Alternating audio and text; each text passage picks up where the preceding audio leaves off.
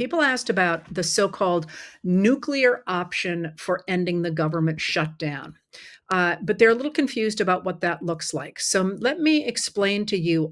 I mean, you don't have to listen to this, by the way. You could go make dinner. But let me explain to you what is going on with the government shutdown because it's a little complicated, but a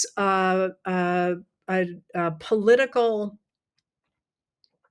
it's a political flashpoint that is really important to the United States right now. Every shutdown is important to the United States right now, but this one is especially important right now because the Republicans under President Donald Trump are trying to force the Democrats to do what they want without regard for the norms of the way that the government has always worked.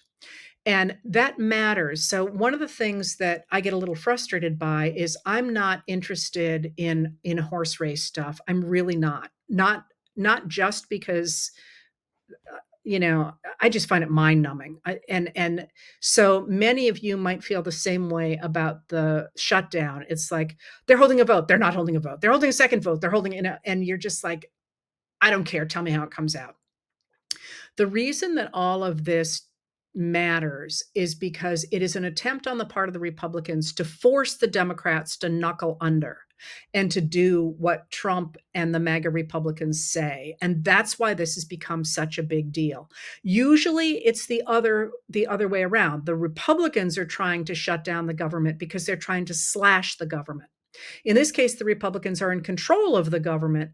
They have been unable to produce the appropriations bills that they were supposed to forever ago, or by the way, next year's budget. And as a result, they're trying to use the power of a shutdown to force the Democrats to knuckle under. What does this look like? What this means is that on September 30th, the funding for the government for the fiscal year ended. That's when the fiscal year ended. Did I say October? It's September 30th. I'm sorry if I said October. September 30th. So the government had to shut down beginning on October 1st. And what a government shutdown means is that the government does continue to pay the things that the executive branch deems imperative, but a lot of other stuff doesn't get paid. And theoretically, that will be made up later.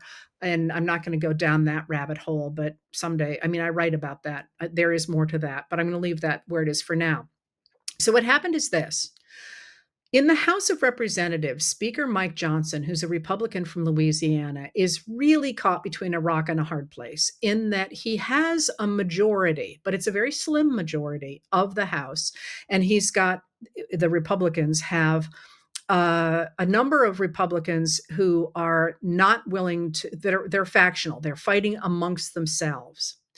The Democrats only have to peel off, I think it's 4 people to stop things from going through the House.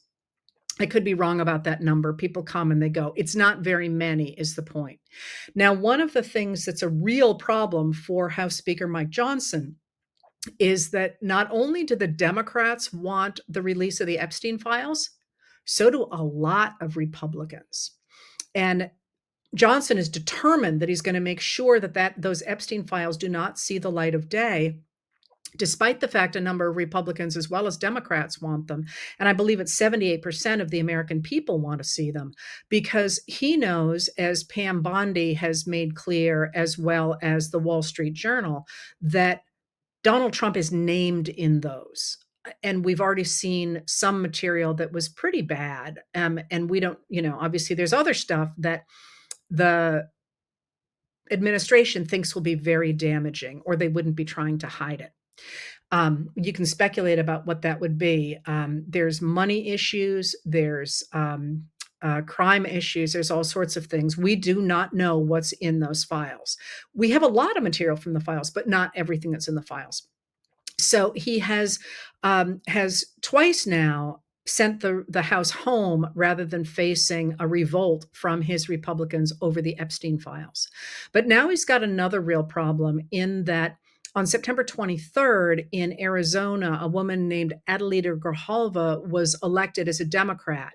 And Republicans, I think it's 4 Republicans, as I say, don't quote me on that. And the Democrats have all gotten behind what's called a discharge petition. And that discharge petition, by the way, is being run by Thomas Massey, who's a Republican of Kentucky, as well as some other Republicans. And what that will do is it will force the Speaker of the House to hold a vote. It doesn't say it's necessarily the vote's necessarily going to be positive, but force him to hold a vote on whether to release the Epstein files. And he does not want to do this because a lot of Republicans want that out as well. And above all, they don't want to go home to their constituents and say they voted against it. So he's trying really hard to make sure that doesn't go forward. But Grijalva will be the 218th signature on that discharge petition if she is sworn in. So at this point, he has managed to keep her from being sworn in for 3 weeks, which, often a new representative is sworn in within a day or two. And at this point, the Attorney General of Arizona is talking about suing to have her sworn in. So he's got those problems on top of everything else. Now, the other problem he's got with this government shutdown is that a lot of the Republicans actually want to do what the Democrats are demanding that they do, which is to extend the premium tax credits that support purchasing of health insurance on the Affordable Care Act markets for people who make between 100% and 400% of the federal poverty level. That's a lot of people.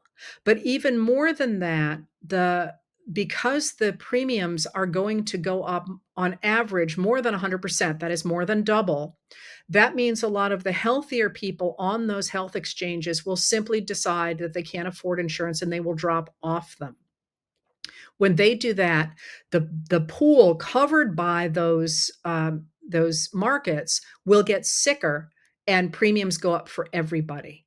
And this is such bad news that you have seen the Republican representative from Georgia, Marjorie Taylor Greene, come out and say, this is killing people. We got to go ahead and extend the tax credits that the Republicans decided not to extend when they wrote and then passed what they call the One Big Beautiful Bill Act.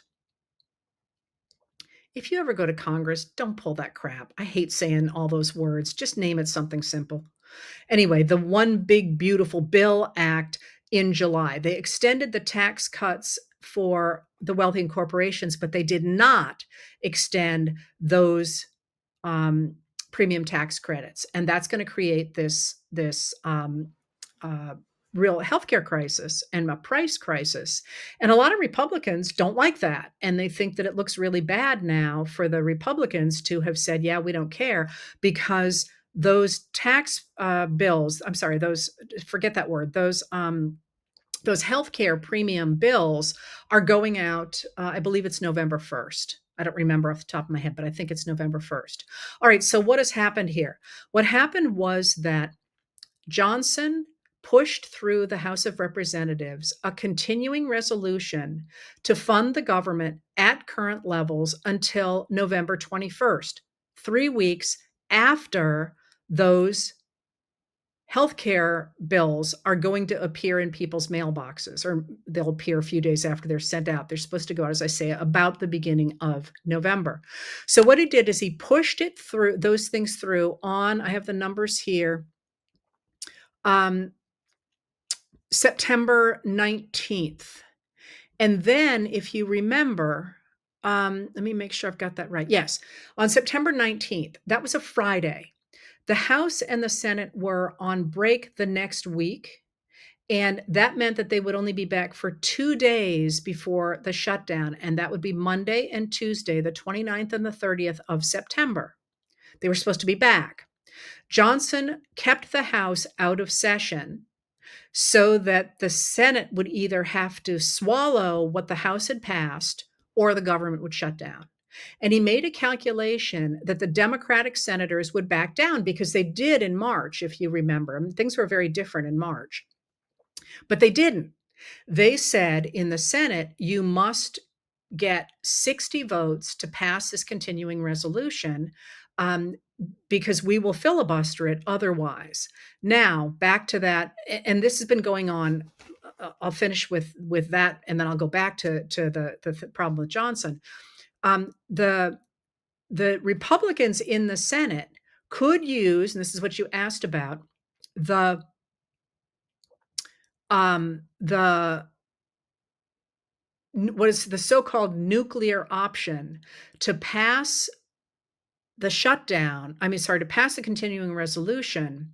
Um, by it's a simple procedural thing, but it basically says you can't filibuster this particular law, or it could be this category of laws, measures going forward. But if they do that, then the Republicans will be solely on the hook for passing a continuing resolution that permits the end of those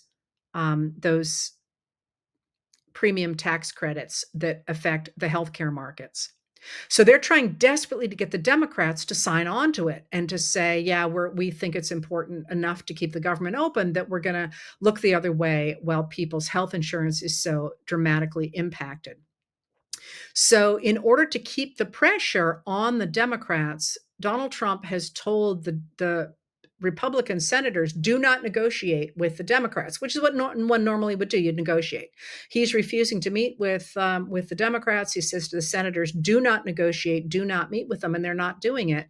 At the same time, Johnson has said he will not call the House back into session until the Senate passes that continuing resolution, and they're at an impasse now. So how that's going to play out, I who knows? But that's what's going on. That's what the nuclear option was, and that's it's a question really here of whether the Democrats will say, and people are badly hurt by the shutdown, mind you, whether the Democrats will finally say, we just can't see this happen. We just can't watch people hurt this badly. We'll go ahead and knuckle under, or whether they will continue to say, as they are now, this is a Republican problem. You didn't pass the bills. You control both the House and the Senate. You're refusing to go negotiate with us. You're screwing people over on health care. Good luck to you, which is the position they're taking now. But we'll see. I think they need to get 8 Democratic senators, and one senator who usually votes with the Democrats but has not on this is Angus King of Maine, who's an independent. So I think they only need 7 senators. But in fairness, I have not looked at those numbers. So that's what's happening in that.